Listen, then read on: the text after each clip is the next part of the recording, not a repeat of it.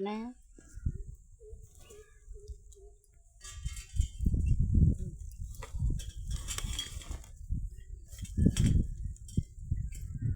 అందరికీ నమస్తే అండి. అందరూ ఎలా ఉన్నారండి? అందరూ బాగున్నారా? ఈ సంవత్సరం ఉగాదికి మా యాప చెట్టు పూత పూయలేదండి. ఈ సంవత్సరం లేటుగా 2 నెలలు వెనక్కే పూసిందండి. నేను చూసేటప్పటికి మే 20వ తారీఖుకి చెట్టు నిండా పోతుంది.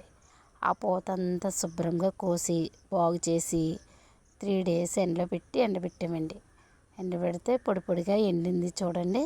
దీంతో ఏమేమి చేసుకోవచ్చో మీకు ఏమన్నా తెలిస్తే కామెంట్ చేయండి. మేమైతే ఎక్కువ రసం పెట్టుకుంటామండి. దీంతో వేపపూత రసం పెట్టుకుంటామండి. మీకు వేపపూత రసం తెలిసని కూడా కామెంట్ చేయండి. ఈ రోజుకి ఇదేంటి వీడియో. ఉంటానండి. బాయ్.